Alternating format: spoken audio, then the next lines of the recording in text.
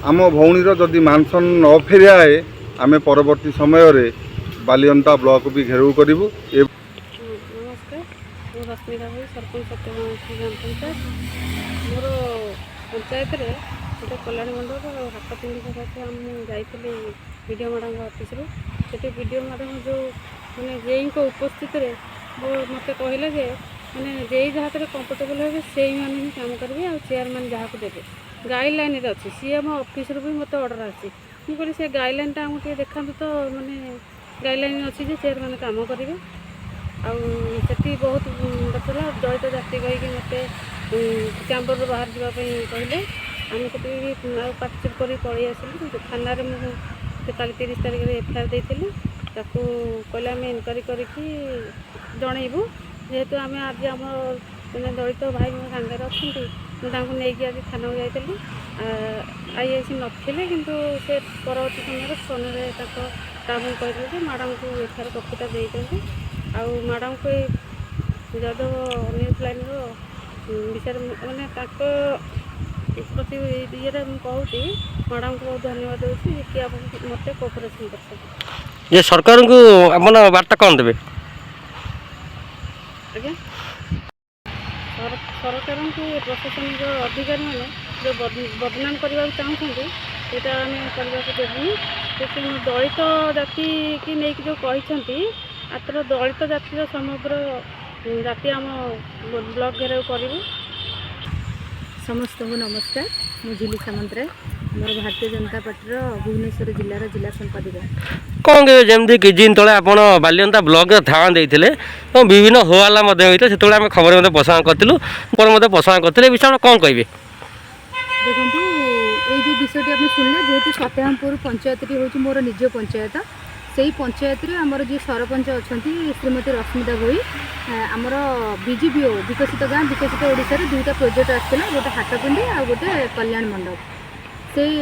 Project पे आम भी बहुत लगी आमर पंचायतटा जेहेतु भुवनेश्वर को लगी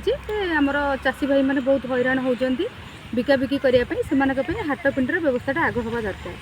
माने दीर्घ 2 मास हम सरपंच महोदय सहित कर्मी मानक नहीं प्रति वार्डर भी वार्ड मेंबर कर्मी मैंने सहयोग करते आरआई तहसिलदार पाखु जाई जगह चिन्हट करी जगह जबरदखल थिला ताकू उच्छेद कले उच्छेद कला परे से जगार हाटपिंडी तो स्थिर होता से जगहटी निर्णय कराइला किंतु ये जो बालियंता विडो आमर श्रीमती रश्मिता नाथ महोदय से जन एभली महिला गोटे सरपंच को कहते पंचायतर कम मुंड गति कर ना जेई रंजित बलवंत राय बोधे नाटा से जेई को सामने कहते जी जेई सहित कंफर्टेबल रही कम दिज्व आउ दलित बोली असम्मान कर जोटा कि श्रीमती सरपंच जो रश्मिता भोई से कहते अच्छा आम आगे बुझीपार जो कंफर्टेबल माने कौन गोटे जेई सहित गोटे महिला कंफर्टेबल हेले काम करिवो न हेले काम करि परिबो नै एमती कोन किछि लिखा हेछि एने मधे बालियंता थाना अभियोग होइथिला जे से विषय आपण कोन कहबे। हाँ आम जानिया पाई श्रीमती जो सरपंच अच्छा सी थाना द्वारस्थ होते जितेबाला आमर एफआईआर कॉपी दे नथिले आम पचरे जानिया पाइलु जे एफआईआरटा रेजिस्टर कराई दिखाई एफआईआर कॉपी दिखाई आमर तो एतिक अच्छी सरकार पाखे अनुरोध ये जो प्रशासनिक अधिकारी माने अच्छा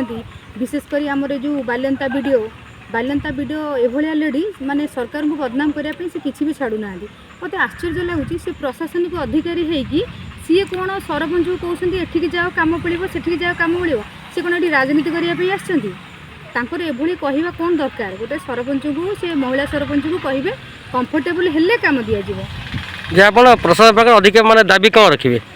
आमर तो प्रशासन आमर तो सरकार ऊपर से भरोसा विश्वास अच्छी जेहेतु यहाँ लोकों सरकार लोकंर सुख दुखे अच्छी जड़े दलित आमर एसी सरपंच को जदि ये व्यवहार कर सरकार पाखे अनुरोध रही उचित कार्यानुष्ठान नि पदक्षेप से ग्रहण करूँ आमर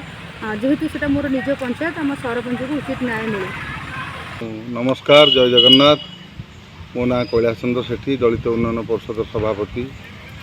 जे कौन कहे जमीक सत्यामपुर सरपंच नाम गोटे अभियोग आसाला से लेखिकी थाना अभियोग करते कम्फर्ट बोली गोटे वार्ड व्यवहार कराइला जब से कम करने चाहते तेज सी जेई सहित कम्फर्ट रे ये से अभियोग करते बालियंता थाना अभियोग रखा जाता परवर्ती समय प्रेसर रहा अभियोग तो ये विषय कौन कहे आज आम बालिअंता थाना को जाइलु एवं बालिअंता थाना गला बेलू मैडम आईएस नथिले एवं किसी समय अपेक्षा करिया पर आम फोन करूँ फोन कलापर मैडम आमको कहले जे कहले मोटे अपेक्षा कर मुझे जाऊँगी ता सहित आम किसी समय अपेक्षा करापर जड़े कर्मचारी की फोन करी कहले जे तुम एफआईआर कॉपीटा दे दियो एवं दबापर मु मैडम को अशेष धन्यवाद जनाऊँगी कारण जड़े भद्र लेडीज की आमे मुझे सम्मान करुच्ची एवं ये जो आमर सरपंच को जो व्यवहार खराब करिया कथा एवं कहले मुझे अति घृणा करुच्ची अति निंदन कथा एगुड़ा ता सहित आम भौणीर जदि मानसन न फेरियाए आमे परवर्ती समय रे बालिअंता ब्लॉक भी घेराव करूँ एवं तांकु उचित शिक्षा भी दबु।